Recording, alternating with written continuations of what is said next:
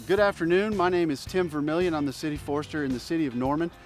We're here today kicking off our inaugural video, how-to videos on how to plant trees and things related to trees. In our series, we're going to demonstrate how to plant trees, how to prune trees. In today's video, we'll focus on planting trees and some of the decisions you might need to make leading up to that. We are going to plant an American elm, which is an Oklahoma-proven species. Here with us today is our guest, Courtney DeKalb Myers. Courtney, would you like to introduce yourself and tell them what you do? Sure. My name is Courtney. I am the Cleveland County Horticulture Educator with the OSU Extension. So my position deals with helping homeowners answer all sorts of plant questions. So like, what's wrong with my tree? What's wrong with my lawn? How do I grow tomatoes? That all comes through our office. I also work with our Master Gardener volunteers and teach workshops throughout the city of Norman and in Cleveland County. So I'm excited to be here today to promote our Oklahoma Proven Tree Trial that we're doing here at Andrews Park. Oklahoma Proven is a plant selection program that we've been doing for over 20 years. Every year, faculty at OSU look at different plants that we have in Oklahoma and they select an annual perennial shrub and tree that do very well in our state and can handle the crazy and wild weather that we get. So we're excited to bring this planting here to Norman and Cleveland County so residents can see really how these trees do in our part of the state and what they might like to plant at their homes. Some of the tools and supplies you might need when you plant trees. You need most important thing in my opinion is a high quality shovel, really heavy. This helps me cut sod because Bermuda grass will outcompete a newly planted tree sometimes and require a lot more water. So you can see this flat spade, you can really shave the sod pretty easy with it. Dirt rake. When you're done planting, soil always seems to, it's like the elusive sock. You do the laundry and there's a sock missing. How'd that happen? Well, sometimes you remove this much soil, but there's not that much to put back in the hole. And so a dirt rake's really good at finding all those extra little crumbs of soil that you need. Another thing that I try to keep stocked up on is some foam insulation. It might not be obvious, but sometimes when you have to store trees for a while, you might have to tie them up together against a fence or something, and this helps pad the trunk. You need obviously a good water hose, a source of water. Today's example, we don't have a source of water, so I've got a bunch of buckets. Having a trash bag or a tarp, in this case we have a shower curtain, an old shower curtain. Don't take your wife's shower curtain or whoever's. And you're gonna put all your fill on that as you're excavating so that it's really easy to put it back in the hole. A really good set of pruners. These are Felcos. The reason I like them is the blades are removable, so you can sharpen them easy. You can also just buy new blades if you want. You're gonna have to stake this thing usually, so T-post driver will make that job a lot easier. So some other tools that you're definitely going to need when you're planting a tree are going to be some T-posts so that you can stake that tree. That tree doesn't have very established roots when you go to plant it, and so it really needs some help in those first couple years. Another thing you might want is going to be a water bag. So if you're in a situation like we are where you don't have access to water and you can't regularly water your trees, this is a good option to kind of keep that soil moist as those roots are developing. Another thing that you're definitely going to want is some mulch. So you'll want to be able to put mulch around that tree. So another thing that you'll want are some straps.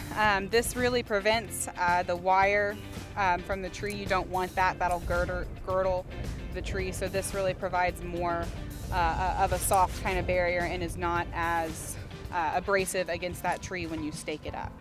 So one of the really cool things about the Oklahoma Proven is that most of these plants can grow in most of the parts of Oklahoma. Now that doesn't necessarily mean that each of these plants can grow in every site within Oklahoma.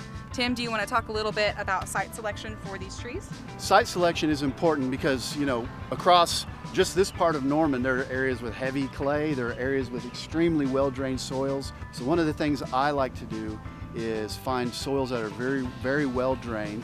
One of the ways you can do that is do a perk test. You can dig a hole, pour some water, see how long it takes. So site selection, there are species that you can get away with depending on your site that you couldn't normally get away with.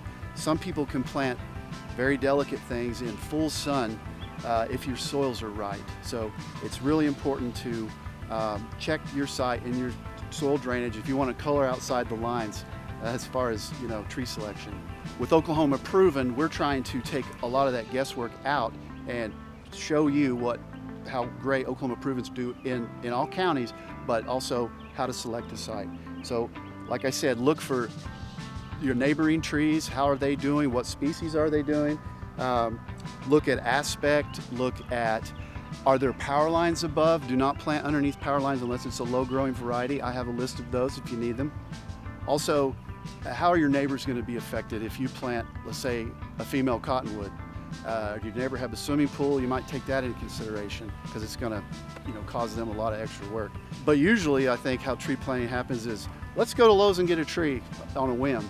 If you do that, just take some time and think about what you're going to do. It's very important. Kind of an analogy is, you know, in this COVID environment, they're really pushing your immune system, stay healthy, or else all the comorbidities and all that get involved. And same thing with trees. If they get stressed, they get other things easier. So try to keep them healthy. No one intentionally tries to make them sick, but it happens. At the bottom of every tree, there should be a swell.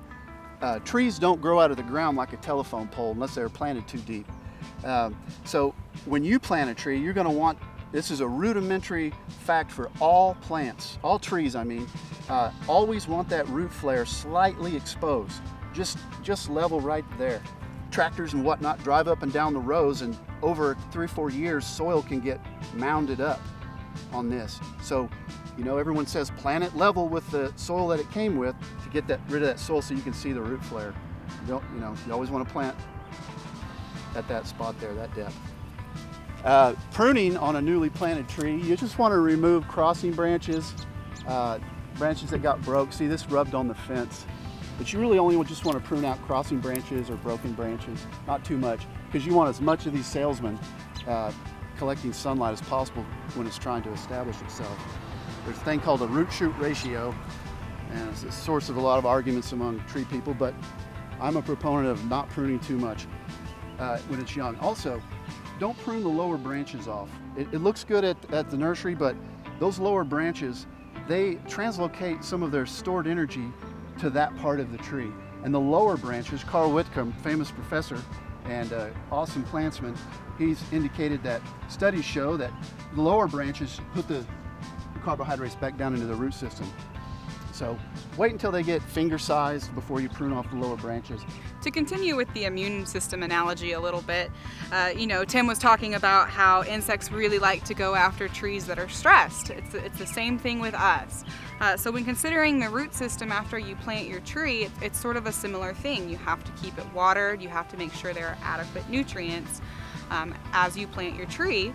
It's similar to getting enough sleep and eating enough. If you don't sleep enough, your immune system's going to go down. If you don't eat healthy, then your immune system is also going to go down. And that's when insects will come and diseases, and you really start to see a lot of stress in your tree, and they really start to decline. This is where I want it, so I mark myself an X. Okay, and then I go over here and use my shovel handle. I measure the diameter of this root ball. All right, it's about like that. I want to go twice this. Okay, so right there. So I make a. By the way, you want sturdy shoes, because I've ripped the soles off of bad shoes before stepping on a shovel. It's no fun. Just make a cross. At some point I just start eyeballing it. Spread it out. And then you just connect the dots.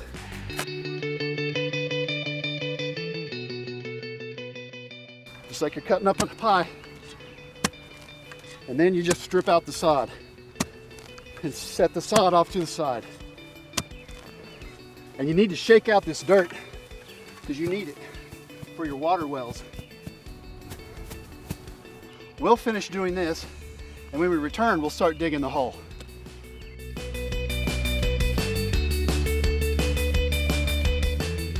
Okay, so we've got the sod excavated, and next thing you need to start doing is digging a hole.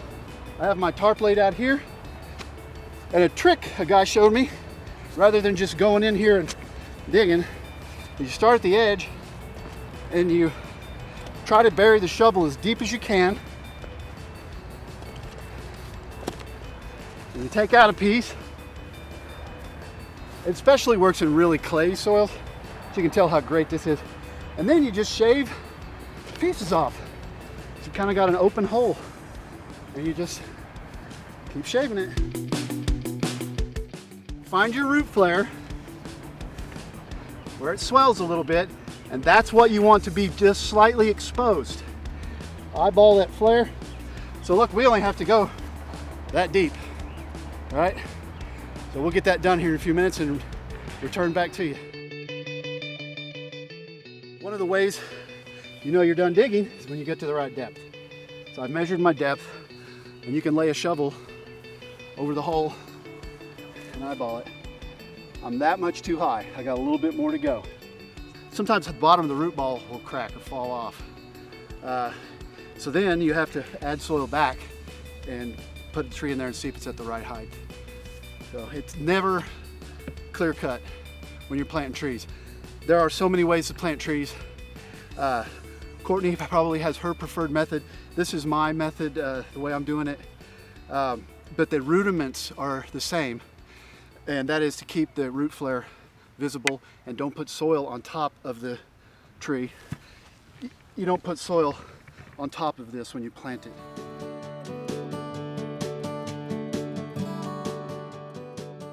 You're gonna cut both sides of the bag with a box knife or a knife you don't really care about too much. I'll show you how to cut this off. Some people cut the bottom off first, so we'll do that.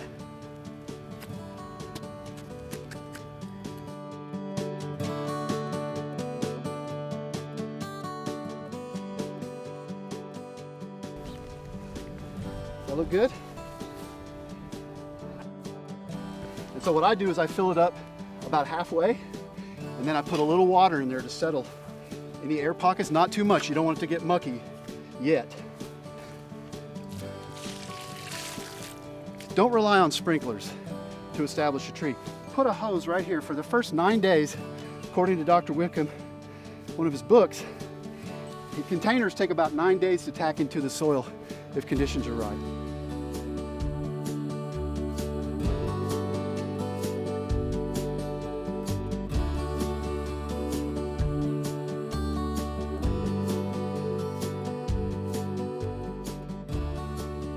When you're staking trees, the spring winds are so strong in Oklahoma.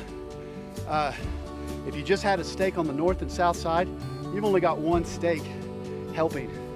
So if you put stakes on the east and west sides, 2 stakes are helping to support that tree in that southern wind.